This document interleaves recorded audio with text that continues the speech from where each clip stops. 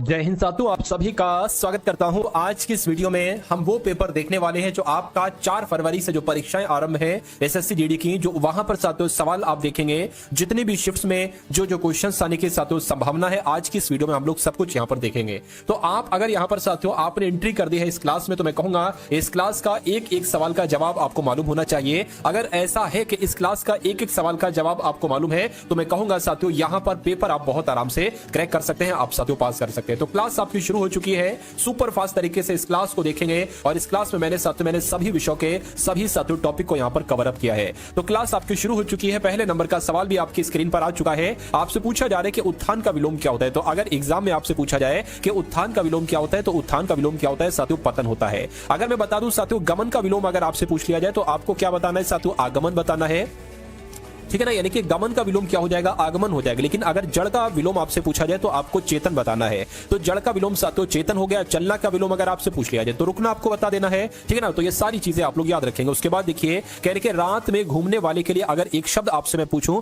तो आप किसका चयन करेंगे। देखिए दिनचर की जब हम बात करते हैं साथियों या निशाचर की बात करते हैं, निशा का मतलब होता है रात, यानी कि रात में चलने वाले को क्या कहा जाता है साथियों, निशाचर कहा जाता है। राइट आंसर आपका जाएगा ऑप्शन नंबर बी के साथ। उसके बाद देखिए शुद्ध वर्तनी वाला शब्द मुझे बताइए, यानी कि सर्वभक्षी कैसे लिखा जाता है बताइए। तो यहां पर साथियों सभी का स्वागत है। शिवम रेसर का, काजल, प्रीति वर्मा, उसके अलावा विक्रम, लॉर्ड, शिवम, नयन, नीतू, अंजना, ठीक है, बलदेव, नीलम, अभय, अतुल, सभी का साथियों स्वागत है। देखिए यहां पर बात करें सर्वभक्षी कैसे लिखा जाता है, तो मैं कहूंगा जैसे आपका ऑप्शन नंबर डी में लिखा हुआ है सर्वभक्षी, बिल्कुल ऐसे ही लिखा जाता है। अगला सवाल है आपकी स्क्रीन पर, कहने के दिए गए वाक्य का वह भाग ज्ञात कीजिए जिसमें कोई त्रुटि है। यानी कि आत्मसम्मानी व्यक्ति का हृदय में लोभ का भाव नहीं होता है। कहां पर साथियों दिक्कत है मुझे बताइए। चलिए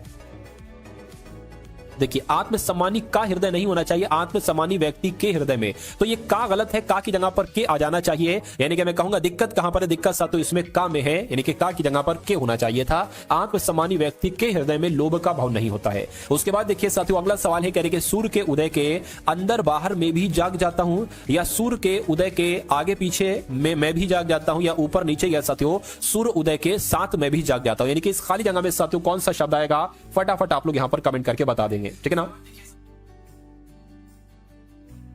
चलिए तो अब यहां पर अगर साथियों हम बात करें, मैं कहूंगा यहां पर साथ आना चाहिए, यानी कि सूर्य उदय के साथ, क्या सूर्य उदय के साथ मैं भी जाग जाता हूं, ये बिल्कुल सही हो जाएगा। और जिनका आंसर यहां पर ऑप्शन नंबर डी था, मैं कहूंगा आंसर आपका बिल्कुल करेक्ट था। उसके बाद देखिए कह रहे कि दिए गए शब्द का पर्यायवाची शब्द आपको बताने, यानी कि आपसे पूछा जा रहा है आगंतुक का पर्यायवाची साथियों क्या हो सकता है। तो मैं कह सकता हूं आगंतुक को पता क्या कहा जाता है, आगंतुक को कहा जाता है साथियों मेहमान। क्या कहा जाता है, मेहमान कहा जाता है। यानी कि आगंतुक का पर्यायवाची इसमें से अतिथि हो जाएगा, तो बिल्कुल साथियों अतिथि ही हो जाएगा। उसके अलावा अगर आपसे पूछे कि नौकर का पर्यायवाची क्या है, तो नौकर किसे का, सॉरी अनुचर की अगर बात करें तो अनुचर कहा जाता है नौकर को, ठीक है ना। चाकर मतलब क्या होता है, चाकर मतलब भी साथियों कहते नहीं नौकर चाकर, तो चाकर का मतलब भी साथियों नौकर ही होता है। और इसको परिचालक भी कहा जाता है, क्या परिचारक भी इसको कहा जाता है, इसको दास भी कहा जाता है। तो इतनी बातें आप लोग साथियों ध्यान रखेंगे। यहां पर आत्मज लिखा हुआ है, आत्मज का मतलब साथियों क्या होता है मुझे बताइए। आत्मज का मतलब होता है साथियों पुत्र, यानी कि बेटा, जिसको हम लोग सुत भी कह सकते हैं, ठीक है। आत्मज का मतलब जिसको हम लोग साथियों तनुज भी कह सकते हैं। तो अगला सवाल है कि निर्माण का विलोम क्या होगा साथियों मुझे बताइए।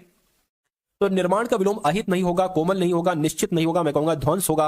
ध्वंस होगा, तो जिनका आंसर डी है बिल्कुल करेक्ट है। उसके बाद देखिए साथियों बिजली का आपको बताना है कि पर्यायवाची शब्द क्या होता है। तो बिजली के तो बहुत सारे पर्यायवाची साथियों आपसे पूछे जाते हैं, आपको भी साथियों मालूम होना चाहिए बिजली के कौन कौन से पर्यायवाची होते हैं। देखिए बिजली की अगर बात करें तो साथियों इसको क्या कहा जाता है, इसको सौदामिनी कहा जाता है। क्या सौदामनी इसको कहा जाता है, यानी कि बिजली का पर्यायवाची दामिनी भी होता है, सौदामिनी भी होता है। बिजली को साथियों चंचला भी कहा जाता है, बिजली को चंचला भी कहा जाता है, बिजली को विद्युत भी कहा जाता है, और बिजली को साथियों तड़ित भी कहा जाता है। आप लोग यहां पर याद रखेंगे, ठीक है ना। अच्छा रिपु की हम बात करें तो रिपु का मतलब पता क्या होता है साथियों, रिपु का मतलब होता है दुश्मन। रिपु का मतलब दुश्मन हो जाएगा, रिपु का मतलब दुश्मन हो जाएगा। रिपु का पर्यायवाची अमित्र हो जाएगा, मित्र मतलब होता है दोस्त, ठीक है ना। मित्र क्या मतलब क्या होता है, दोस्त होता है। और एक और आप लोग ध्यान रखेंगे साथियों वैरी, वैरी का मतलब पता क्या होता है, दुश्मन ही होता है। उसके अलावा साथियों इसको प्रतिपक्षी भी कह सकते हैं, क्या कह सकते हैं, इसको प्रतिपक्षी भी कहा जा सकता है, ठीक है ना। इतनी बातें आप लोग ध्यान रखेंगे। मैं कहूंगा बिजली का पर्यायवाची जिनका आंसर ऑप्शन नंबर बी है, तो बिल्कुल करेक्ट भाई, बहुत बढ़िया, वेरी गुड क्लास।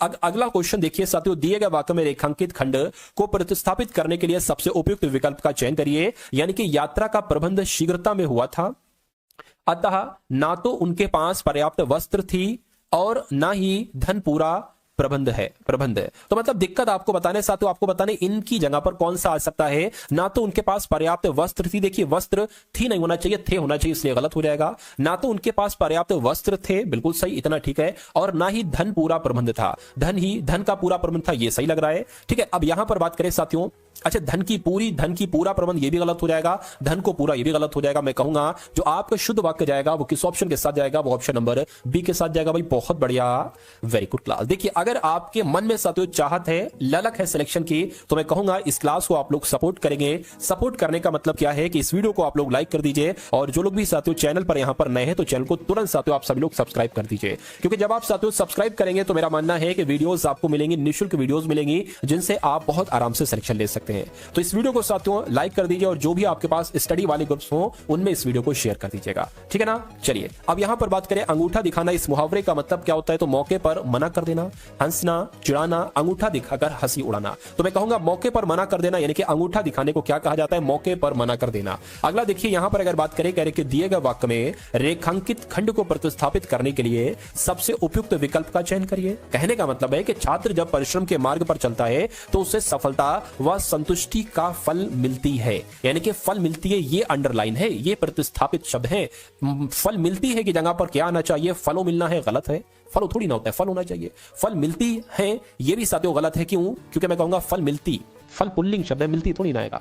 फल मिलता है ये आपका बिल्कुल सही हो जाएगा, यानी कि पूरा वाक्य आपका बनेगा छात्र जब परिश्रम के मार्ग पर चलता है तो उसे सफलता व संतुष्टि का फल मिलता है, ये होना चाहिए, मिलती है नहीं होना चाहिए। तो जिनका भी आंसर साथियों मैं देख पा रहा हूं यहां पर है ऑप्शन नंबर सी, तो बिल्कुल करेक्ट है। अगला सवाल आपके सामने है साथियों, यहां पर आप लोग फटाफट बता दीजिए कि राइट आंसर यहां पर आपका किस ऑप्शन के साथ जा सकता है, बताइए भाई।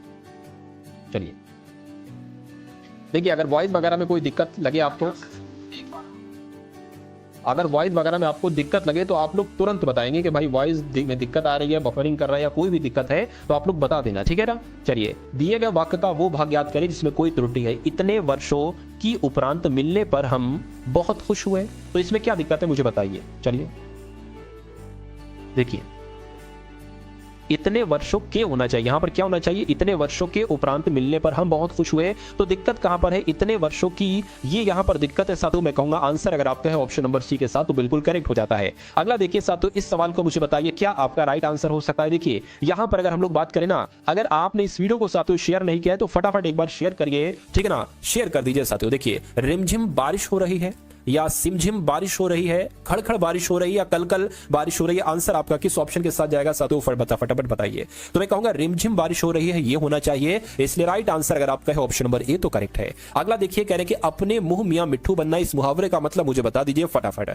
और यह सवाल इंपॉर्टेंट तो है, आसान भी है, इंपॉर्टेंट भी है और कई बार पूछा भी जा चुका है। तो अपनी प्रशंसा खुद करना, अपने मुंह से मिट्ठू पकड़ना नहीं, दूसरों की प्रशंसा करना नहीं, अपनी प्रशंसा दूसरों से सुनना नहीं, यानी कि अपनी प्रशंसा स्वयं करना, इसको कहा जाता है अपने मुंह में मिट्ठू बनना, ठीक है। और बहुत सारे लोगों के अंदर यह आदत होती है। चलिए अगला सवाल ये कह रहे कि सही वर्तनी वाले शब्द का आपको चयन करना है। तो आपको बताने साथियों अजन्मा कैसे लिखा जाता है। ये तो आजन्म लिखा हुआ है जो कि गलत है, ये भी गलत है, ये अजन्म लिखा हुआ है। आजन्मा साथियों ऑप्शन नंबर डी में जैसे लिखा हुआ है ये बिल्कुल करेक्ट है, ठीक है ना।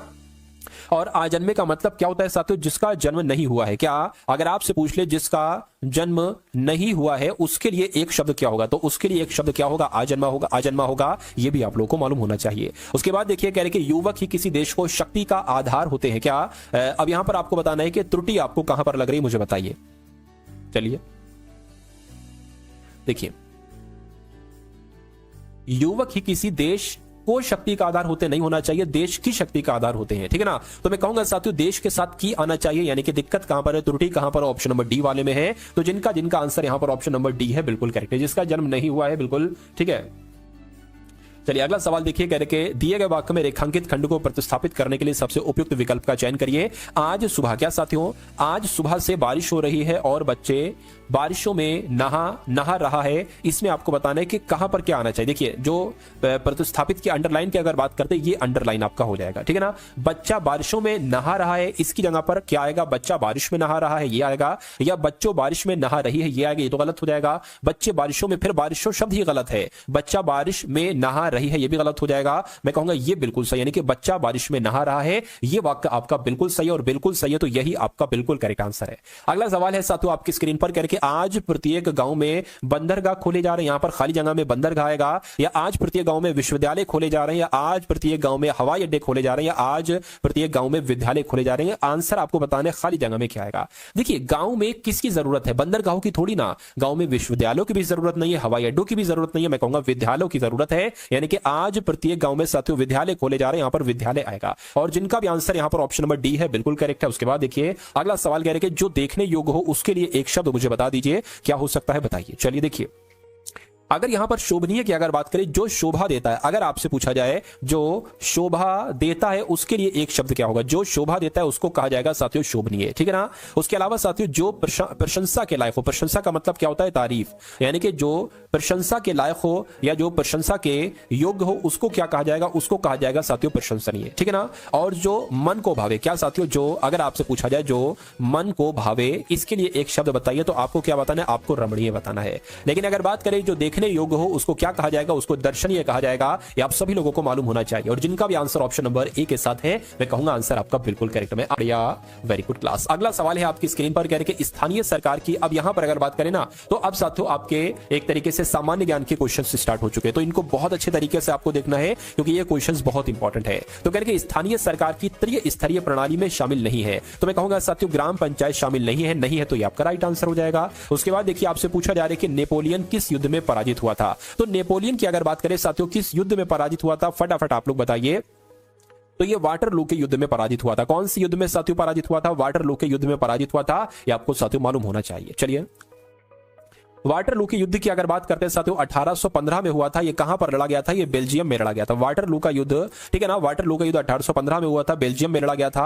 वाटरलू के युद्ध में साथियों नेपोलियन की हार हुई थी, ये भी आपको मालूम होना चाहिए। चलिए भाई, अब उसके बाद देखिए अगला सवाल है कि ओडिशा की सबसे बड़ी खारे पानी की झील का नाम क्या है, तो मैं कहूंगा चिल्का झील जो है ना, चिल्का झील, ये ओडिशा की सबसे बड़ी खारे पानी की झील है। अगर आपसे पूछ लिया जाए कि एशिया की सबसे बड़ी मीठे पानी की झील कौन सी है, तो वूलर झील आपको बताने, क्या एशिया की सबसे बड़ी मीठे पानी की झील वूलर झील है, ठीक है ना। ये भी आप लोग यहां पर ध्यान रखेंगे। चलिए भाई, अब उसके बाद देख लेते हैं नेक्स्ट नंबर का सवाल है, आपसे कहा जा रहा है कि सबसे छोटा जीवित पक्षी मुझे यहां पर बता दीजिए कौन सा है, फटाफट साथियों राइट आंसर आपका क्या होगा। देखिए तो जिनका भी आंसर यहां पर हमिंग बर्ड है, मैं कहूंगा हमिंग बर्ड आपका यहां पर बिल्कुल करेक्ट हो जाएगा। ये सबसे छोटा जीवित पक्षी है, राइट आंसर जिनका ए है बिल्कुल करेक्ट है। उसके बाद देखिए भारत में 500 और 1000 के नोटों, 1000 के मुद्रा नोटों को वर्ष में, यानी कि कौन से वर्ष में अमान्य घोषित कर दिया गया था, तो मैं कहूंगा यह घोषणा तो 2016 में की गई थी। डेट क्या थी, डेट भी आप लोग ध्यान रखेंगे, 8 नवंबर 2016 को 500 और 1000 के नोटों पर बंदी लगा दी गई थी, यानी कि नोटबंदी कर दी गई थी। ये आपको साथियों मालूम होना चाहिए। अगला सवाल है आपकी स्क्रीन पर, कह रहे हैं कि राष्ट्रीय ग्रामीण रोजगार गारंटी अधिनियम ये पारित किया गया था, तो ये कब पारित किया गया था आपको मालूम होना चाहिए, 2000 में साथियों इसको पारित किया गया था, यानी कि जिनका भी आंसर यहां पर ऑप्शन नंबर ए के साथ है बिल्कुल करेक्ट है। उसके बाद देखिए निम्नलिखित में से कौन बहुकोशिकीय जीव नहीं है, तो मैं कहूंगा साथियों कौन बहुकोशिकीय जीव नहीं है, तो यहां पर अगर साथियों बात करें ना, देखिए बहुकोशिकीय जीव बिल्ली है, मनुष्य, घोड़ा, लेकिन अमीबा नहीं, ये एक कोशिकीय जीव है। क्या अगर अमीबा की बात करते हैं तो ये साथियों एक कोशिकीय जीव है, ये आपको मालूम होना चाहिए, बाकी सभी बहुकोशिकीय जीव हैं। उसके बाद देख लेते हैं साथियों नेक्स्ट नंबर का सवाल है, कहने के योजना आयोग की स्थापना कब की गई थी, फटाफट आप लोग कमेंट करके यहां पर बताइए। देखिए ये सुपर फास्ट क्लास है, इसमें आपको समय अधिक नहीं दिया जाएगा, यानी कि आपको साथियों अगर किसी सवाल के लिए 10 सेकंड 15 सेकंड दिए जा रहे हैं तो वो साथियों इनफ है, ठीक है ना। चलिए तो जिनका भी आंसर साथियों यहां पर है ऑप्शन नंबर डी के साथ, यानी कि 1950 में साथियों योजना आयोग की स्थापना की गई थी, तो आपका आंसर यहां पर बिल्कुल करेक्ट हो जाता है। चलिए अगला सवाल है आपकी स्क्रीन पर देखिए और मुझे बताइए राइट आंसर आपका क्या होगा। कह रहे कि निम्नलिखित में से कौन सा सबसे कठोर पदार्थ है, तो इनमें से सबसे, देखिए आपको अगर पूछा जाए सबसे कठोर पदार्थ कौन सा है, तो आपको साथियों हीरा बताने, क्योंकि हीरा असल में वाकई मायने में साथियों सबसे कठोर पदार्थ होता है। चलिए भाई अगला सवाल है साथियों, अभी अगर बात करते हैं, अभी कुछ ही देर में आप लोग रीजनिंग के क्वेश्चन देखने जाएंगे, रीजनिंग के क्वेश्चन देखेंगे और उसके बाद अगर बात साथ यहां पर आप लोग मैथ के क्वेश्चंस भी देखेंगे। तो मैं कहूंगा इन सभी सवालों को अगर आप कवर अप कर लेते हैं तो आपका एसएससी जीडी का एग्जाम बहुत आसानी से क्रैक हो जाएगा। कुल मिला के मैं आपको इतना काबिल बना दूंगा, इतना योग्य बना दूंगा हिंदी में, जीके जीएस में, रीजनिंग में, मैथ में, कि सभी सवालों को आप बहुत आसानी से अटेम्प्ट कर दें। कि उस प्रसिद्ध भारतीय क्रिकेटर का नाम क्या है जिसने a century is not enough पुस्तक लिखी? तो मैं कहूंगा साथियों सौरभ गांगुली आपका राइट आंसर हो जाएगा, क्योंकि सौरभ गांगुली ने ही a century is not enough पुस्तक लिखी है। इस पुस्तक बहुत बार आपके एग्जाम में पूछी गई है। उसके बाद देखिए कह रहे हैं कि कौन सा रक्त समूह, कौन सा ब्लड ग्रुप वाले व्यक्ति को एक सार्वभौमिक रक्त दानकर्ता माना जाता है? तो साथियों ओ नेगेटिव यहां पर आपका राइट आंसर होगा। क्या होगा आंसर?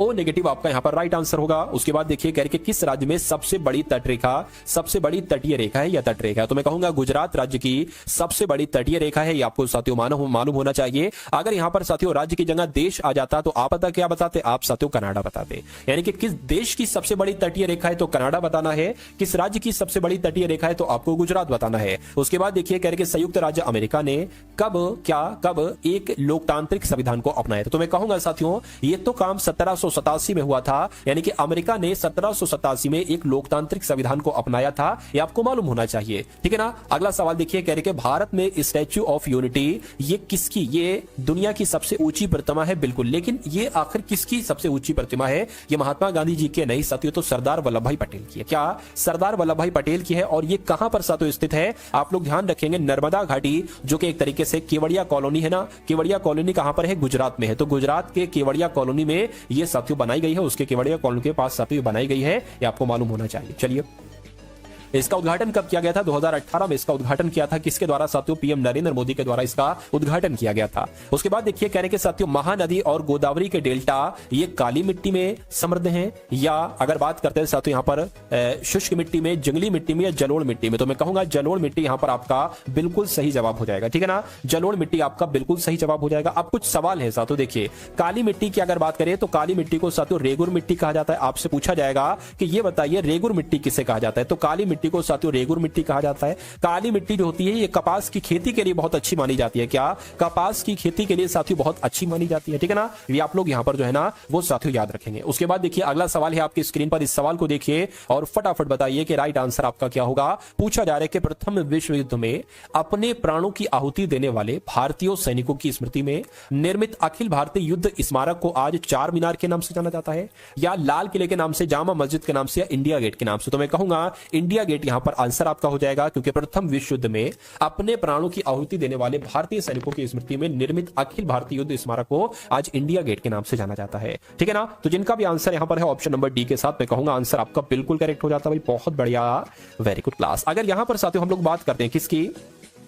इंडिया गेट की अगर बात करें ये कहां पर स्थित है? आप सभी को पता है साथियों नई दिल्ली में स्थित है। कहां पर स्थित है? नई दिल्ली में स्थित है, आपको मालूम होना चाहिए। जामा मस्जिद की अगर बात करें ये कहां पर स्थित है? ये भी साथियों नई दिल्ली में स्थित है। किसके द्वारा बनाई गई है जामा मस्जिद? साथियों शाहजहां के द्वारा इसका निर्माण किया गया। और कब इसका निर्माण किया गया? 1656 में साथियों इसका निर्माण किया गया। ये भी आपको मालूम होना चाहिए, ठीक है ना। और ये भारत की सबसे बड़ी मस्जिदों में से गिनी जाती है। लाल किले के संस्थापक की अगर बात करें तब भी आपको साथियों क्या बताना है? शाहजहां बताना है। कभी कभी आपसे पूछ लेता है कि लाल किले के वास्तुकार कौन थे? क्या लाल किले के वास्तुकार अगर आपसे पूछा जाए तो उस्ताद अहमद लाहौरी का नाम आपको बताना है। किसका? उस्ताद अहमद लाहौरी का नाम आपको बताना चाहिए, क्योंकि ये लाल किले के साथियों कौन है? एक तरीके से वास्तुकार है। और रेड फोर्ट भी इसको कहा जाता है, ये तो आपको मालूम ही होगा। उसके बाद देखते हैं साथियों चार मीनार की अगर बात करें तो चार मीनार कहां पर है? ये साथियों हैदराबाद में स्थित है चार मीनार। नेक्स्ट नंबर का सवाल है आपकी स्क्रीन पर। इस सवाल को देख लीजिए और फटाफट बताइए राइट आंसर आपका क्या होगा। चलिए अब यहां पर अगर साथियों बात करते हैं इस सवाल की, कह रहे कि स्ट्रेट फ्रॉम द हार्ट, इस पुस्तक की लेखक की पहचान कीजिए। यानी कि इस पुस्तक के साथियों लेखक की अगर बात करें, कौन इस पुस्तक के लेखक हैं? फटाफट आप लोग यहां पर मुझे बता दीजिए। तो मैं कह सकता हूं साथियों कपिल देव क्या राइट आंसर होगा? बिल्कुल साथियों कपिल देव ही इस सवाल का बिल्कुल करेक्ट आंसर है। अच्छा, सचिन तेंदुलकर की एक पुस्तक है जो बहुत आपसे पूछी जाती है, ठीक है ना।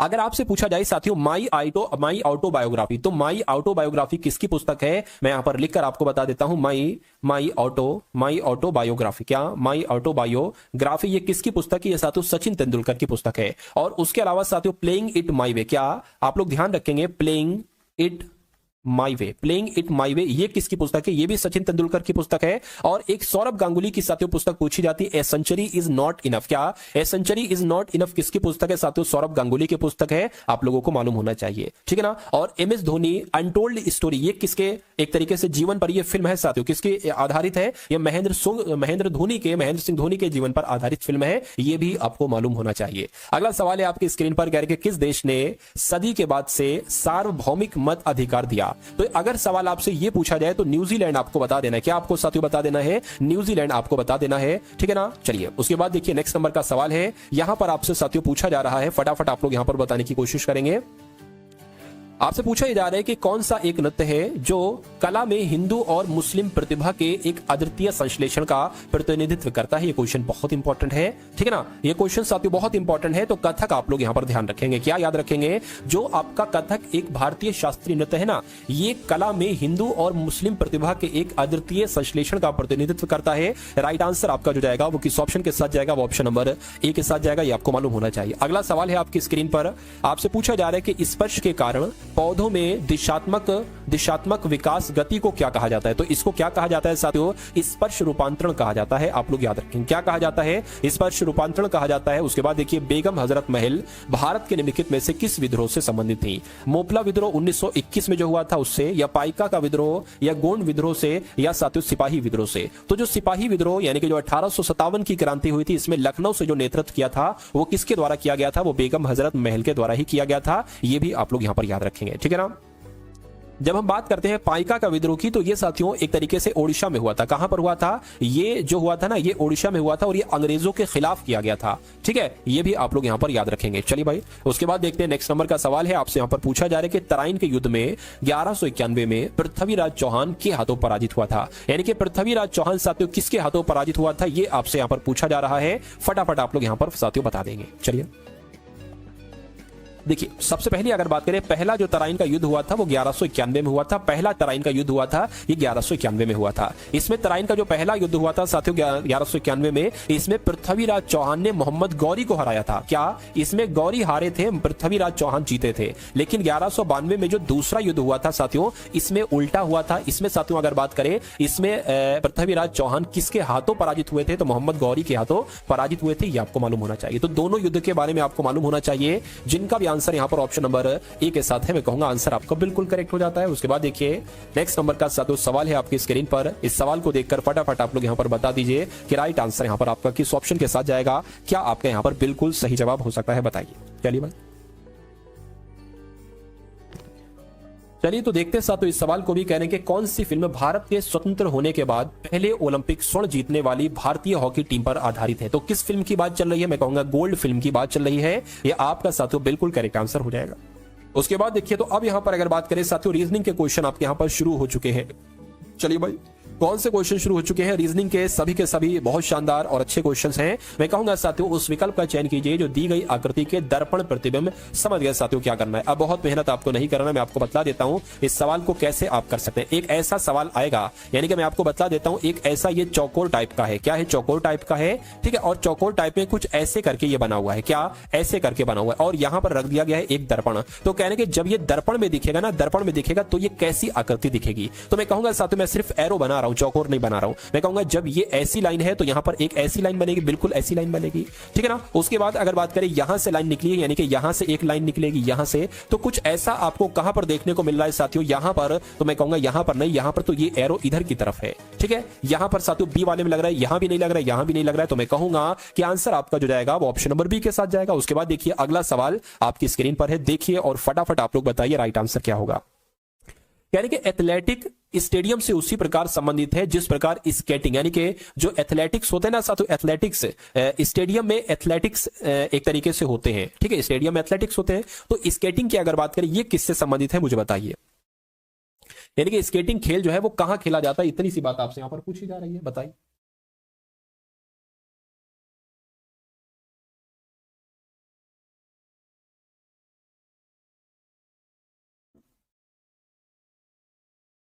चलिए साथियों देखिए, तो यहां पर रिंक आपका आंसर हो जाएगा। यानी कि स्केटिंग कहां पर खेली जाएगी? तो रिंक में खेली जाएगी। उसके बाद देखिए अगला सवाल आपकी स्क्रीन पर है साथियों, और ये बहुत शानदार सवाल है, रीजनिंग का टॉप सवालों में से साथियों इसकी गिनती होती है, और ये पिछली कई बार आपसे एग्जाम में भी पूछा जा चुका है, और मैं कहूंगा ये एसएससी जीडी के एग्जाम में आया हुआ क्वेश्चन है। ठीक है ना, देखिए यानी कि 5 छात्र एक पंक्ति में, और आप देखिए कि आप अगर दोबारा यही सवाल डिक्टो आ जाता है, रत्ती भर का अगर चेंज नहीं होता है, तो क्या आप इस सवाल को कर पाते हैं या साथियों नहीं कर पाते हैं, बस मुझे इतनी सी बात बता दीजिए। तो कहने के 5 छात्र एक पंक्ति में, यानी कि एक पंक्ति है 5 छात्रों की, तो एक पंक्ति बना ली हमने 5 छात्रों की साथियों, 5 छात्रों के खड़े होने की, बैठने की जगह यहां पर बना ली। चलिए, तो कहने के अकबर बीच में बैठे व्यक्ति के बाईं ओर बैठा है, यानी कि बीच में तो ये व्यक्ति बैठा है, कहने के बीच में व्यक्ति जो बैठा है इसके बाईं ओर बैठा है, यानी कि अकबर यहां पर बैठा है, तो अकबर साथियों यहां पर बैठ जाएगा। कहने के लेकिन शेखर के दाईं ओर बैठा है, यानी कि अकबर जो बैठा है ये बीच वाली व्यक्ति के बाईं ओर बैठा है, लेकिन अकबर जो बैठा है ये साथियों शेखर के दाईं ओर बैठा है, तो शेखर को अगर हम यहां पर बैठा ले तभी तो अकबर यहां पर बैठ पाएगा, यानी कि शेखर के दाईं ओर अकबर बैठ गया।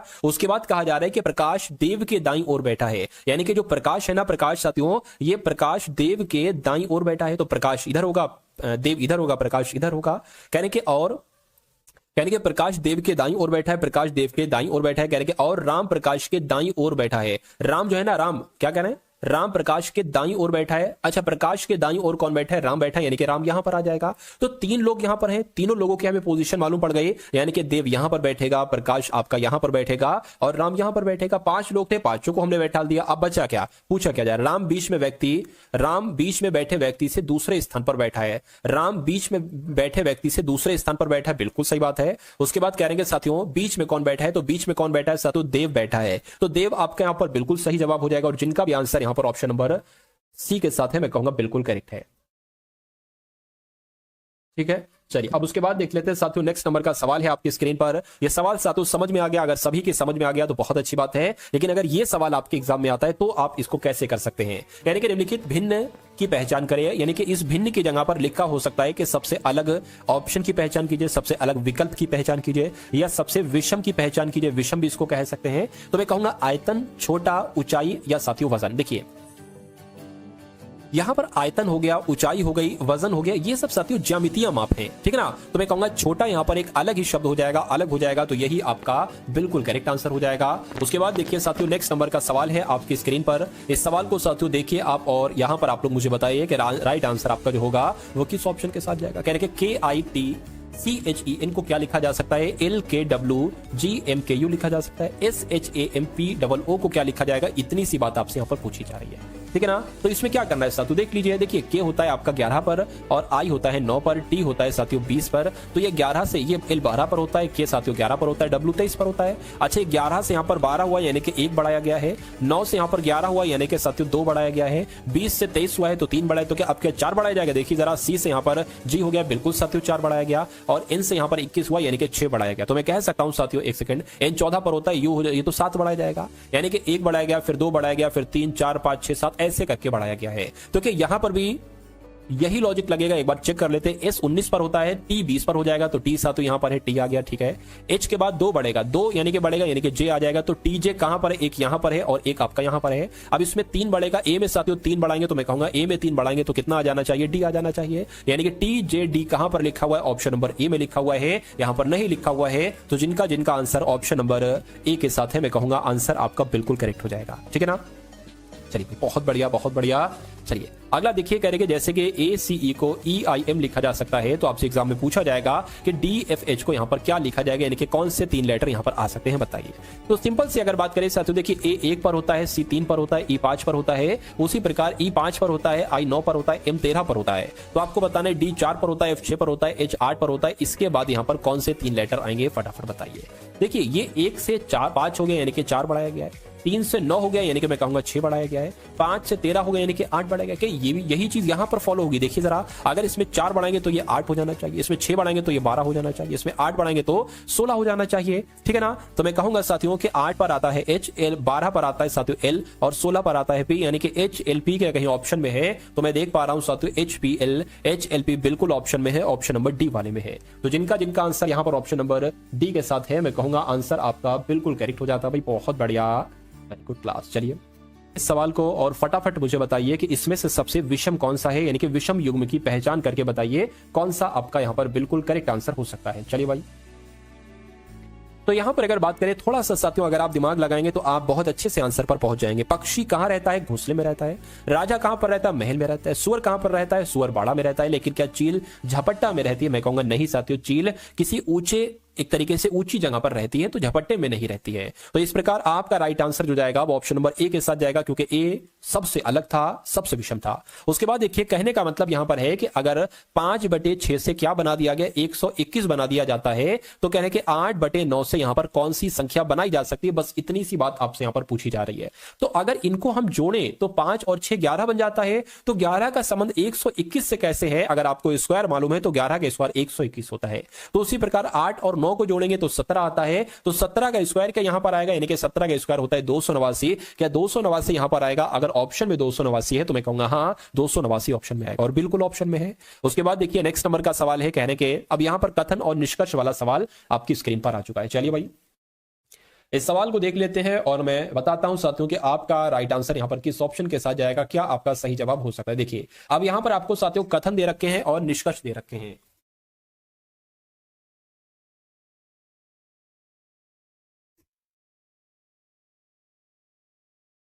ठीक है ना, तो कथन दे रखे हैं साथियों और आपको यहां पर निष्कर्ष दे रखे हैं। तो इस सवाल की अगर बात करें हम लोग, क्या क्या कहा जा रहा है? कोई बिल्ली बंदर नहीं है, यानी कि जैसे जैसे सवाल कह रहा है ना वैसे वैसे हम लोग कर लेते हैं। ये बिल्ली हो गई, तो कह रहे कि कोई बिल्ली जो है ना, कोई बिल्ली बंदर नहीं है, तो कोई बिल्ली बंदर नहीं है, ठीक है, कोई बिल्ली बंदर नहीं है, ठीक है। उसके बाद कह रहे हैं कि कोई बंदर गाय नहीं है, कोई बंदर जो है ना, कोई बंदर यहां पर गाय नहीं है, कोई बंदर गाय नहीं है। अब निष्कर्ष को पढ़िए और निष्कर्ष को पढ़ के साथियों मुझे आंसर बताइए कि क्या हो सकता है।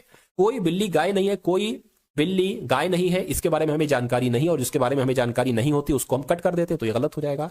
कुछ गाय बंदर है, कुछ गाय बंदर, कहां भैया कुछ गाय बंदर है? यानी इन्होंने तो ये कहा है कि कोई बंदर गाय नहीं है, तो कुछ गाय बंदर कैसे हो सकती है? तो ये भी गलत हो जाएगा। यानी कि आपका राइट आंसर जो जाएगा वो ना तो निष्कर्ष 1 और ना ही निष्कर्ष 2 के साथ जाएगा। और ऐसा कौन से ऑप्शन में लिखा हुआ है? मैं कहूंगा ऐसा ऑप्शन नंबर सी में लिखा हुआ है। तो जिनका आंसर यहां पर ऑप्शन नंबर सी के साथ है, मैं कहूंगा आंसर आपका बिल्कुल करेक्ट। भाई बहुत बढ़िया, वेरी गुड क्लास। अगला सवाल नंबर सीरीज का आपकी स्क्रीन पर साथियों है, देखकर बताइए कि आपका राइट आंसर यहां पर किस ऑप्शन के साथ जा सकता है, बताइए।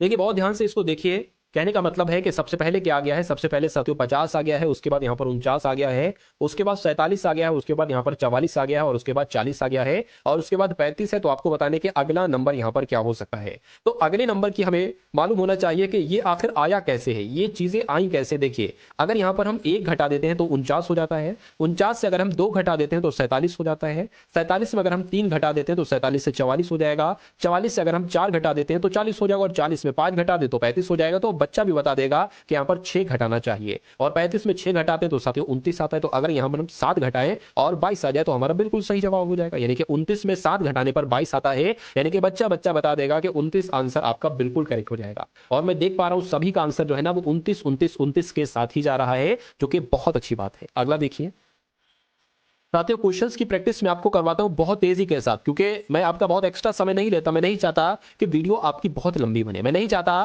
कि वीडियो आपकी लंबी बने और फिर आपको फिर दिक्कत हो, ठीक है। तो मैं बहुत कम समय में बहुत ज्यादा चीजें आपको देने की कोशिश करता हूं। अब यहां पर अगर बात करें साथियों, आपके सामने है एक चीज और इस टाइप का आपके सामने एक चित्र बना हुआ है। इस कागज को अगर यहां से हम कट लगाते हैं और कट लगाने के बाद हम क्या कर देते हैं, हम इसको फोल्ड कर देते हैं, यानी कि मोड़ देते हैं। कहने का मतलब ये जो नोक है ना, इसको इसके ऊपर ले आते हैं, तो ये कुछ कैसा बनेगा, बस इतनी सी बात आपसे पूछी जा रही है। अगर इसको मोड़ा जाएगा तो इसको अगर मोड़ा जाएगा तो ये ऊपर वाला तो ऐसा रहेगा, लेकिन जो नोक है ना, नोक वो साथियों कुछ इस प्रकार से हो जाएगी, नोक ऐसे करके हो जाएगी। तो ऐसा कहां पर बना हुआ है, बस इतनी सी बात आपसे पूछी जा रही है। देखिए मेरा मानना है कि जब इसको नोक को मोड़ेंगे तो ये नोक इससे लग जाना चाहिए, जैसे कि इसमें लगी, तो इसमें नोक नहीं लगी है सर्कल से, गलत हो जाएगा। ये भी गलत हो जाएगा, ये भी गलत हो जाएगा। मैं कहूंगा ये आपका बिल्कुल सही हो जाएगा, ठीक है ना। तो आपका राइट आंसर अगर है ऑप्शन नंबर डी, तो मैं कहूंगा आंसर आपका बिल्कुल करेक्ट हो जाता है। भाई बहुत बढ़िया, वेरी गुड क्लास। चलिए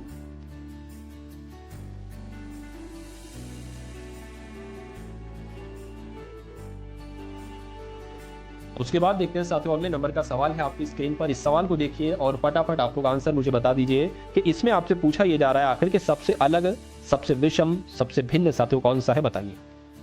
चलिए भाई फटाफट साथियों यहां पर कमेंट आप लोग करते जाइए, ठीक है। कमेंट आप लोग यहां पर करते जाइए और आंसर आप लोग यहां पर बताते जाइए। चलिए देखिए, आप अगर थोड़ा सा ध्यान, आपको मालूम होना चाहिए, एक तो आपको प्लेस वैल्यू मालूम होना चाहिए कि प्लेस वैल्यू की जब हम यहाँ पर बात करते हैं तो प्लेस वैल्यू आपकी जैसे कि ए जो है ना वो 1 पर होता है, बी की अगर बात करें 2 पर होता है, सी 3 पर होता है, डी आपका 4 पर होता है, ई आपका 5 पर होता है। ऐसे आपको जेड तक मालूम होना चाहिए कि जेड आपका 26 पर होता है। उसके अलावा आपको मालूम होना चाहिए कि ए का अपोजिट लेटर जेड होता है, बी का अपोजिट लेटर वाई होता है, सी का साथियों एक्स होता है, डी का डब्ल्यू होता है। उसके अलावा साथियों अगर बात करें ये चीजें आप लोग याद कर लीजिए, शट और गेज। शट और गेज का मतलब है एस का अपोजिट एच, एच का अपोजिट एस, आई का अपोजिट आर, आर का अपोजिट आई, टी का अपोजिट जी, जी का अपोजिट टी और ए का अपोजिट जेड और जेड का अपोजिट ए। और उसके अलावा आप याद कर लीजिए लव, यानी कि एल का अपोजिट ओ, ओ का अपोजिट एल, वी का अपोजिट ई, ई का अपोजिट वे। और फिर मूवी आपने देखी होगी पीके मूवी, पीके मूवी देखी ना, तो पी का अपोजिट के, के का अपोजिट पी हो जाएगा। आपने सुना होगा एम एन, ठीक है ना, क्या सुना होगा, एम एन सुना होगा, तो एम का अपोजिट एन और एन का अपोजिट एन। इतनी चीजें आप लोग ध्यान रखेंगे, मैक्सिमम चीजें आपकी यहीं से क्लियर हो जाएंगी। अब आपको मालूम होना चाहिए साथियों, देखिए मैंने बताया आपको साथियों क्या कि ई का अपोजिट वी होता है, तो ई का अपोजिट यहां पर वी है, बिल्कुल सही है। केपी भी मैंने आपको बताया, पी के कह लो या केपी कह लो, ये भी एक दूसरे का अपोजिट है, लेकिन मैंने आपको डी का अपोजिट यहां पर डब्ल्यू बताया है। क्या डी का अपोजिट डब्ल्यू बताया, डी का अपोजिट एक्स नहीं बताया है, और एस का अपोजिट क्या बताया है, एच बताया है। तो ये भी सही है, यानी कि आंसर आपका जो जाएगा वो ऑप्शन नंबर सी के साथ जाएगा, क्योंकि सी वाला साथियों अलग है, रूल से लॉजिक से अलग है। चलिए उसके बाद देख लेते हैं नेक्स्ट नंबर का सवाल है आपकी स्क्रीन पर। इस सवाल को देखिए, इस सवाल को देखिए और मुझे बताइए कि आपका राइट आंसर यहां पर किस ऑप्शन के साथ जा सकता है, क्या आपका सही जवाब हो सकता है, बताइए। देखिए कहने के b बराबर अगर 3 है और h बराबर अगर 9 है तो S C H double O को हम क्या लिख सकते हैं, 78, 76, 69 या साथियों 96, बताइए। चलिए देखिए यहां पर आपको एक हिंट दी गई है कि बी वैसे तो 2 पर होती है, लेकिन 3 यानी कि 1 बढ़ा के लिखा गया है। एच 8 पर होता है, 1 बढ़ा के लिखा गया है, 9 1 बढ़ा के यहां पर लिखा गया है। तो मैं कहूंगा एस 19 पर होती है तो हम 20 लिखेंगे, क्योंकि यहां पर भी तो 1 बढ़ा कर लिखा गया। सी 3 पर होती है हम 4 लिखेंगे, एच 8 पर होती है हम 9 लिखेंगे, ओ 15 पर होती है हम 16 लिखेंगे, फिर 16 लिखेंगे, एल 12 पर होता है हम 13 लिखेंगे। तो क्या इनको जोड़ने पर हमें कोई इसमें से नंबर प्राप्त होता है? अगर प्राप्त होता है तो ये बहुत अच्छी बात है। देखिए 20 और 4 कितना हो जाएगा, 24, 24 और 9 33 हो जाएगा, 33 और साथियों 33 और 16 दूना 32 हो जाएगा, और ये 13 आ जाएगा। इसको जोड़ लीजिए, ये आपका 8 आ गया, ये आपका कितना आ जाएगा 6 7 यानी कि 78 आ गया। क्या 78 ऑप्शन में है? मैं कहूंगा बिल्कुल, मुझे तो 78 ऑप्शन में दिख रहा है। अगर आपको दिख रहा है तो बहुत अच्छी बात है। उसके बाद देख लीजिए नेक्स्ट नंबर का सवाल है आपकी स्क्रीन पर। कथन और निष्कर्ष वाले सवाल आपको समझना है, और मैं कहूंगा साथियों आपकी समझ में भी आ चुके होंगे, क्योंकि ये सवाल आपके एग्जाम में आते ही आते हैं। ठीक है, 2 सवाल आपके एग्जाम में आते हैं। अगर दोनों सवालों को आप अच्छे से कर लेते हैं तो मैं कहूंगा स्कोर आपका बहुत अप हो जाएगा। कहने का मतलब यहां पर यह है, कह रहे कि सभी पेपर किताबें हैं। तो मान लीजिए साथियों ये क्या हो गए, ये आपके पेपर हो गए। तो सभी पेपर किताबें यानी कि सभी पेपर क्या हो जाएंगे, सभी पेपर किताब हो जाएंगी। ठीक है, कह रहे हैं कि सभी किताबें पपीता है, सभी किताबें पपीता। यहां पर आपको ये नहीं देखना है, दिमाग नहीं लड़ाना है कि सभी किताबें पपीते कैसे हो सकते हैं। आप लड़ाई लड़ने लगो कि भाई सभी पेपर तो कहीं ना कहीं किताब हम कह सकते हैं, लेकिन सभी किताबें पपीते कैसे हो जाएंगी। यहां पर कथन में जो कहा जा रहा है वो आपको सत्य मानना है, और कथन के अकॉर्डिंग आपको आंसर देना है। लड़ाई झगड़ा आपको नहीं करना है, ठीक है ना। तो जो कथन में कहा गया था वो हमने कर लिया। अब निष्कर्ष में क्या कहा जा रहा है उसको देख लीजिए। कह रहे हैं कि सभी पेपर पपीते हैं, बिल्कुल सभी पेपर पपीते हैं ना। देखिए क्योंकि पपीतों के अंदर पपीते आ रहे हैं, ठीक है, तो सभी पेपर पपीते हो जाएंगी। बात बिल्कुल सही है। अगर कहा जाता कि कुछ पेपर पपीते हैं तब भी सही होता, क्योंकि जब सभी पेपर पपीते हैं तो कुछ पेपर भी तो पपीते होंगे, बिल्कुल होंगे। यानी कि कुछ पपीते पेपर हैं, कुछ पपीते पेपर हैं, बिल्कुल ये भी बिल्कुल सही हो जाएगा। यानी कि दोनों निष्कर्ष आपके सही हो जाएंगे। ऐसा कहां पर लिखा हुआ है? ऐसा आपका ऑप्शन नंबर डी में लिखा हुआ है। उसके बाद देखिए अगला सवाल है आपकी स्क्रीन पर। इस सवाल को साथियों देखिए और फटाफट मुझे आप लोग बता दीजिए कि आपका राइट आंसर यहां पर किस ऑप्शन के साथ जा सकता है, क्या आपका सही जवाब होगा, बताइए। देखिए चलिए देखिए यहां पर अगर बात करें, कह रहे हैं कि अगर हम किन 2 चिन्हों को आपस में बदल दें तो हमें बराबर की जगह पर 20 मिल जाए। तो सबसे पहले हम नंबर लिख लेते हैं, 20 हो गया, और यहां पर फिर 20 आ गया, फिर 20 आ गया, फिर 20 आ गया, और फिर 20 आ गया। बराबर कितना आना चाहिए? 20 ही आना चाहिए। ठीक है, चलिए उसके बाद कहेंगे अगर प्लस की जगह पर गुणा, गुणा की जगह पर प्लस लिख दें, तो भाग है तो भाग लिख दीजिए। प्लस है, प्लस की जगह पर गुणा आ जाएगा, माइनस का माइनस हो जाएगा, गुणा की जगह पर प्लस हो जाएगा। यानी कि हमने ये साइन लिख दीजिए। अगर अब इनको आपको कैलकुलेट करना है, और कैलकुलेट करने के बाद बराबर यहां पर भी 12 आ जाता है, सॉरी 20 आ जाता है, यानी कि 20 बराबर 20 हो जाता है, तो हमारा यही आंसर हो जाएगा। वरना फिर हम किसी और को देखेंगे। देखिए 20 भाग है ना, तो साथियों 20 हो जाएगा और गुणा यहाँ पर 20 हो जाएगा, -20 प्लस आपका 20 हो गया। तो इस 20 से ये 20 आपका कैंसिल हो जाएगा, यहाँ पर बचेगा 20 -20 प्लस आपका 20। अब देखिए आपको भी पता है कि अगर मान लीजिए माइनस का 2 है और प्लस का 2 है, तो इस एक प्लस के 2 से एक माइनस का 2 कैंसिल हो जाता है, 0 बचता है, कुछ नहीं बचता है। उसी प्रकार अगर एक प्लस का 20 है और एक माइनस का 20 है तो ये कैंसिल हो जाएगा। मैं कहूंगा साथियों यहाँ पर सिर्फ और सिर्फ 20 आएगा, यानी कि 20 बराबर 20 हो चुका है। तो आपका राइट आंसर ये हो जाएगा, क्योंकि यही हमने सबसे पहले फॉलो किया था। ठीक है ना, चलिए तो सभी का आंसर यहाँ पर सही जा रहा है। डी जिनका आंसर है उनका आंसर यहाँ पर सही होगा, ए नहीं होगा। ए वाले भाई ए कैसे हो सकता है? अच्छा आप भी भूल गए, मैंने इसको चेक नहीं किया था, मैंने यहां से स्टार्टिंग की थी। क्यों? क्योंकि मुझे पता है कि ऐसे क्वेश्चंस में जहां पर अगर हम ऑप्शन से आंसर निकालते हैं तो वहां पर ऑप्शन डी से आपको स्टार्ट करना है, ऑप्शन नंबर ए से स्टार्ट आपको नहीं करना है। और आपने यही समझ लिया कि सर ने ए से स्टार्ट किया होगा, इसलिए सभी लोग ए आंसर देने लगे, जो कि गलत है। ठीक है, डी आपका आंसर होगा। खैर लॉजिक आप समझ गए, बहुत अच्छी बात है। अब अगला सवाल देखिए आपकी स्क्रीन पर है। कहने का मतलब है कि उस संख्या को पहचानिए जो सबसे अलग है, सबसे भिन्न है, सबसे विषम है। बताइए।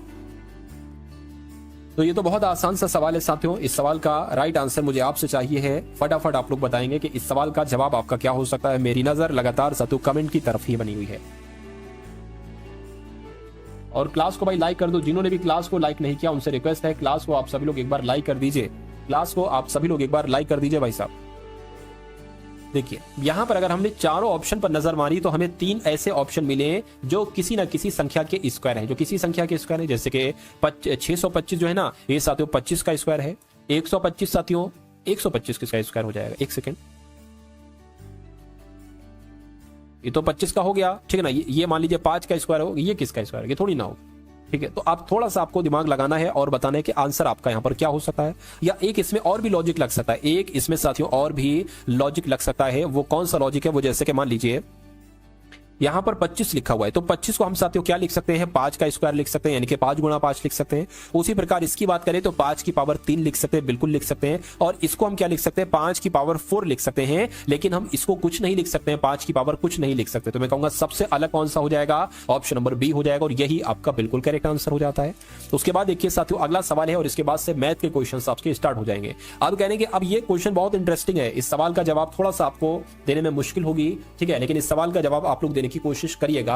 यानी कि ए, उसके बाद सी डी, उसके बाद एफ जी एच आ गया, उसके बाद जे के एल एम आ गया, उसके बाद O P Q R S आ गया। तो उसके बाद यहां पर क्या आएगा? अब देखिए यहां पर एग्जामिनर ने एक सबूत आपके लिए छोड़ा है। वो ये छोड़ा है कि ए के बाद सी आ गया, और डी के बाद एफ आ गया, एच के बाद जे आ गया, ठीक है, और साथियों एम के बाद ओ आ गया। तो सब में 2 प्लस हो रहा है, यानी कि ए के 2 प्लस करोगे सी आएगा, डी में 2 प्लस करोगे तो एफ आएगा, एच में 2 बढ़ाओगे साथियों तो जे आएगा, एम में 2 बढ़ाओगे तो साथियों ओ आएगा। तो इसमें भी अगर हम 2 बढ़ा दें, ये 19 पर होता है, 21 पर आता है साथियों क्या? यू। तो यू से जिस ऑप्शन की स्टार्टिंग होगी वही आपका आंसर है। मैं कहूंगा यू से ऑप्शन नंबर ए की स्टार्टिंग होगी तो यही आपका आंसर हो जाएगा। बाकी आपको और कुछ नहीं देखना है कि ये पी क्यू आर एस कैसे आया, ये वी डब्ल्यू एक्स वाई कैसे आया। आपको आंसर से मतलब था, आपको आंसर मिल चुका है। उसके बाद देखिए नेक्स्ट नंबर का साथियों सवाल है आपकी स्क्रीन पर। कहने के 5 है, उसके बाद 8 है, उसके बाद 13 है, और फिर 20 है, और फिर 29 आ गया है। उसके बाद कहने के यहां पर कौन कौन से साथियों नंबर आ सकते हैं, ठीक है ना।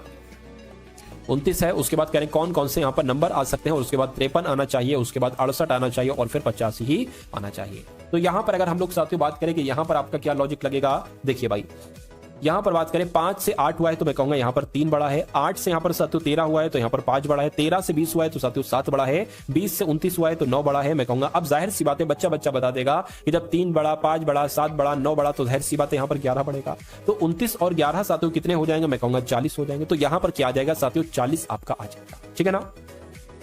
40 यहां पर आ जाएगा। अब यहां पर क्या बढ़ जाएगा साथियों? 13 बढ़ जाएगा। और 40 प्लस 13 कितने होते हैं? 53 होते हैं। उसके बाद अगर यहां पर 15 बढ़ाएं, ठीक है, और 68 आ जाए तो आंसर हमारा बिल्कुल सही हो जाएगा। 3 5 8 हो गया, 5 1 6 हो गया, बिल्कुल साथियों 40 हमारा यहां पर बिल्कुल करेक्ट आंसर हो जाता है। और जिनका भी आंसर यहां पर ऑप्शन नंबर ए के साथ है, मैं कहूंगा आंसर आपका यहां पर बिल्कुल करेक्ट हो जाता है। भाई बहुत बढ़िया, वेरी गुड क्लास। अब यहां पर अगर बात करें साथियों मैथ के क्वेश्चंस आप लोग यहां पर देखेंगे, बहुत अच्छे तरीके से आप लोग यहां पर मैथ के क्वेश्चन देखिएगा। और ये कुछ क्वेश्चंस मैंने आज की इस वीडियो में वो लिए हैं जो हजारों हजार लाखों के हिसाब से बच्चे नहीं कर पाते उन सभी क्वेश्चंस को। लेकिन आपने अगर साथियों दृढ़ निश्चय ले लिया है कि आप सभी सवालों को करेंगे मैथ के, क्योंकि मैथ में जिसने हर सवाल कर दिया, 20 में से 20 सवाल सही करके जो आ गया उसके रीजनिंग में भी 20 में से 20 सवाल सही होंगे, और उसमें इतना तो दिमाग होगा कि उसके हिंदी में भी 20 में से 20 हो जाए। और मैं कहता हूं कि जिसके इन 3 विषयों में 3 सब्जेक्ट में पूरे पूरे नंबर आ जाते हैं तो उसका सिलेक्शन कोई दुनिया की ताकत नहीं रोक सकती, ठीक है ना। चलिए, तो रोहित एक संख्या को 2 से विभाजित करने के बजाय 2 से गुणा कर देता है, यानी कि उसको 2 से विभाजित करना है, उसने गलती से 2 से गुणा कर दिया,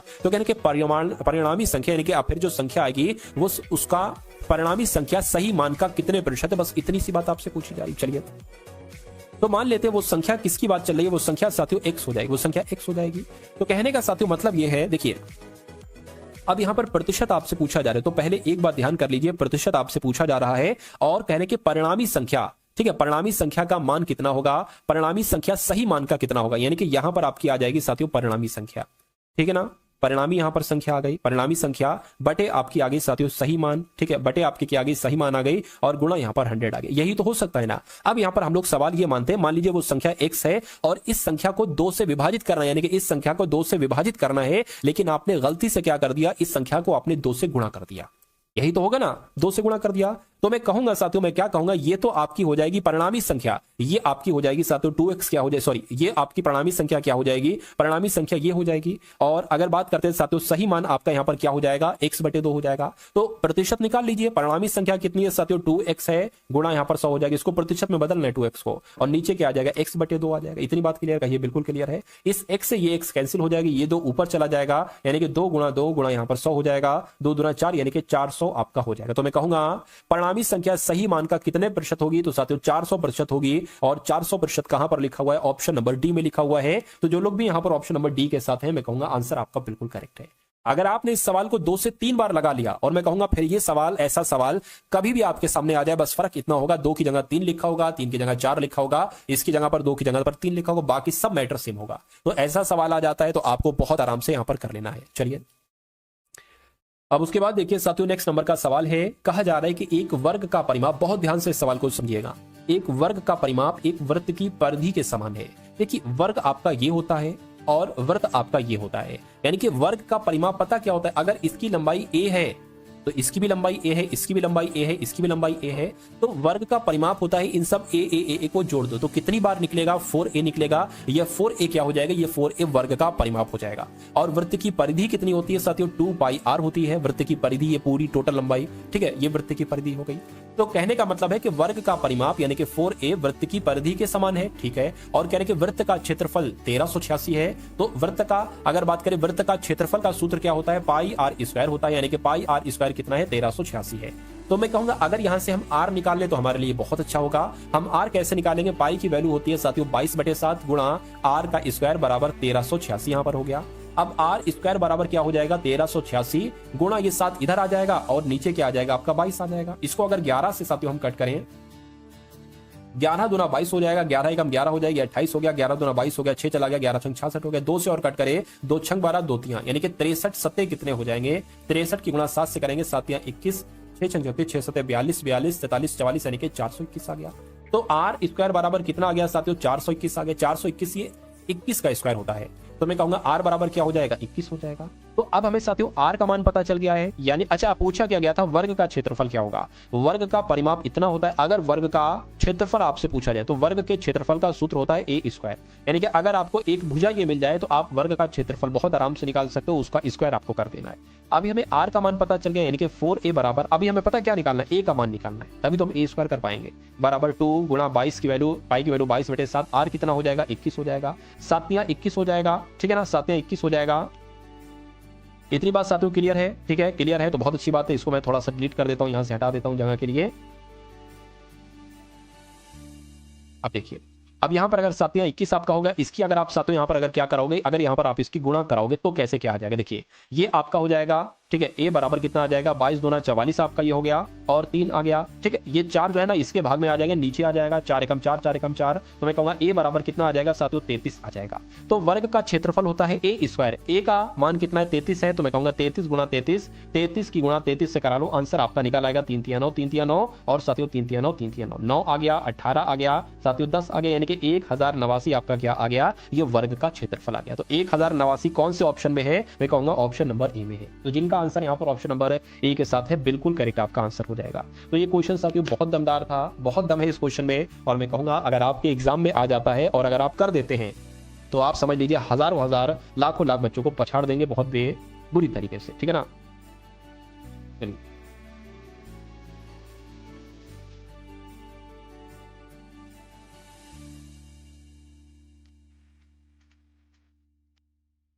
उसके बाद देखिए साथियों नेक्स्ट नंबर का सवाल है आपकी स्क्रीन पर। तो इस सवाल को साथियों देखिए और फटाफट आंसर भी मुझे यहाँ पर आप लोग बता दीजिए कि आपका यहाँ पर राइट आंसर जो जाएगा वो किस ऑप्शन के साथ जाएगा। थोड़ा सा ध्यान देंगे, और मैं कहूँगा इस क्वेश्चन में कोई बहुत रॉकेट साइंस नहीं है, बहुत बड़ी बात नहीं है इस सवाल को करना, ठीक है। चलिए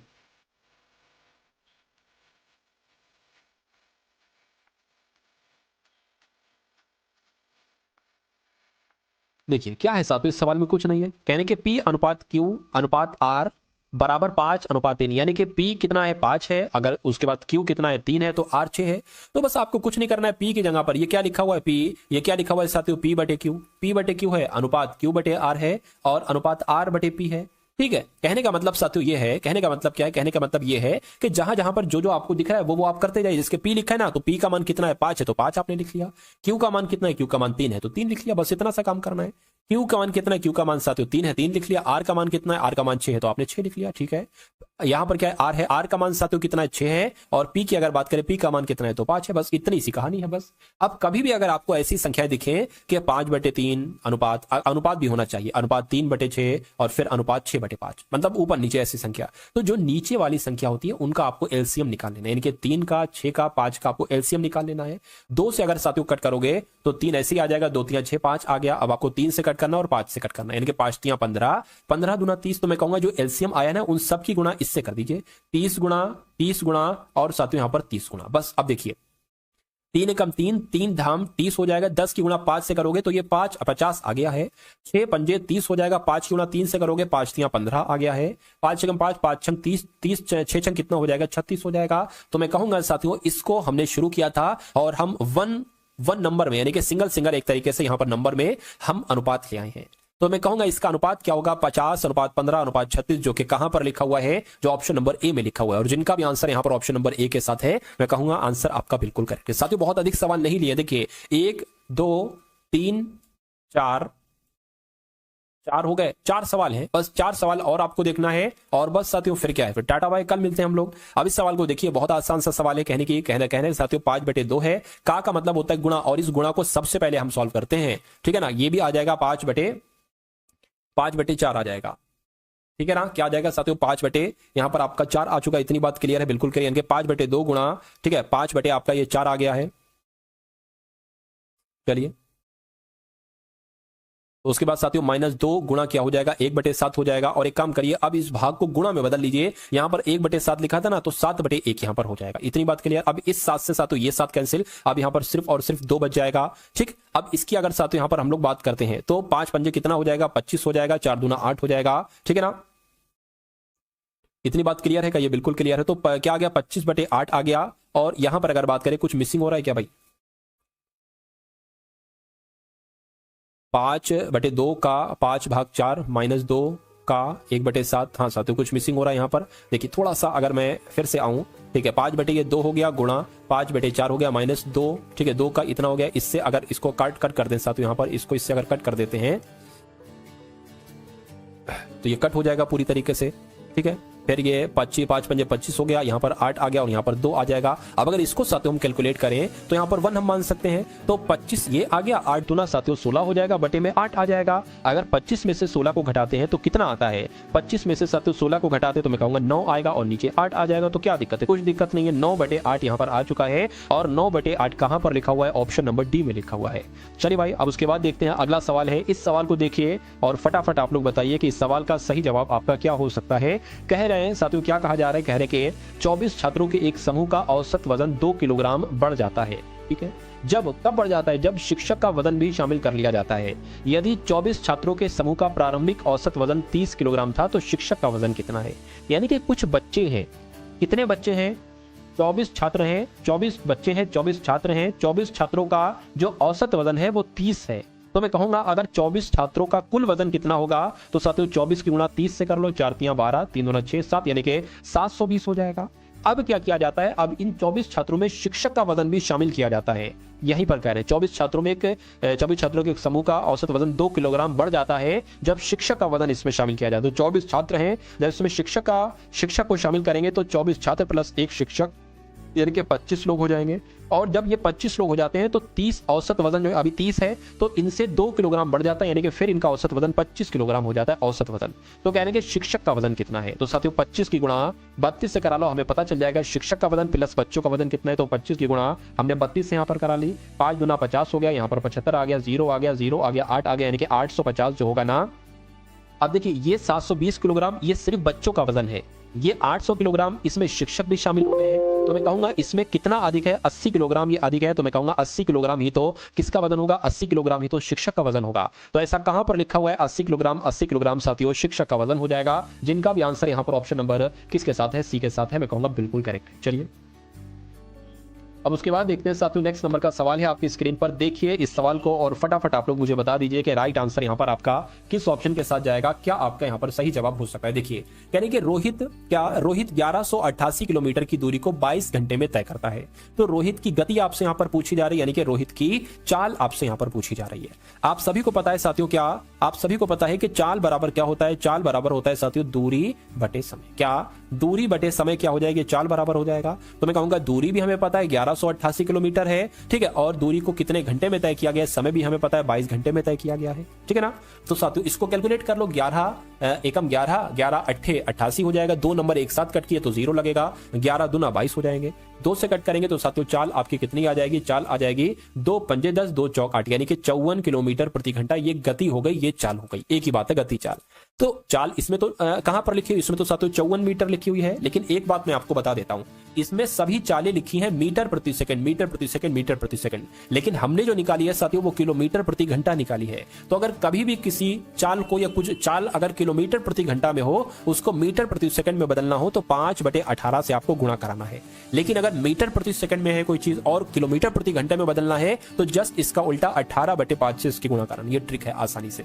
तो 18 का 18, 18 3 54, 3 पंजे कितना हो जाएगा, 15 हो जाएंगे, यानी कि 15 मीटर प्रति सेकंड ये क्या होगी, ये उसकी चाल होगी। और ऐसा कहां पर लिखा हुआ है, ऐसा आपका ऑप्शन नंबर सी में लिखा हुआ है, ठीक है ना।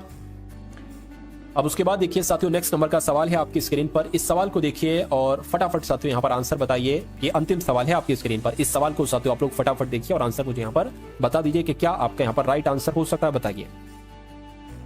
यानी कि रोहन ने 275 रुपए, क्या साथियों रोहन ने 275 रुपए प्रति टेबल की दर से टेबल खरीदी, ठीक है, बहुत ध्यान से देखिएगा। रोहन ने 275 रुपए टेबल की दर से टेबलें खरीदी। यदि 16 टेबलों को 5060 रुपए में बेचता है वो, तो लाभ कितना होगा। यानी कि कहने के जो खरीदी है वो 275 रुपए में साथियों खरीदी है, 16 टेबलें खरीदी है। अगर मैं आपसे कहूं कि उसने एक टेबल 275 रुपए की खरीदी है और 16 टेबलें खरीदी हैं, तो टोटल उसने कितने रुपए की टेबल खरीदी है। तो मैं कहूंगा इसकी गुणा करो, 6 पंजे आपका 30 हो जाएगा, 6 सत्ते 42 और साथियों 45 हो जाएगी, 6 दूना 12, 13 14 15 16 हो जाएगा और ये आपका 275 आ जाएगा। 0 आ गया, 0 आ गया और ये आपका 14 का 4 आ गया और ये आपका 4 आ गया, ठीक है ना। यानी कि मैं कह सकता हूं उसका जो क्रय मूल्य है 16 टेबलों का वो 4400 है, ठीक है। और कहने के 16 टेबलों को इतने 5000 रुपए में उसने बेचा है, यानी कि उसका साथियों सेलिंग प्राइस कितना है, 5060 रुपए में वो बेच रहा है। तो कितने रुपए साथियों एक्स्ट्रा में बेचा, यानी कि कोई चीज अगर 4400 रुपए में खरीदी है, 5060 रुपए में बेच रहे हैं, तो कितना प्रॉफिट हुआ है जरा देखिए। 0 हो गया, 6 हो गया, आगे, यानी कि 660 रुपए का उसको प्रॉफिट हुआ है।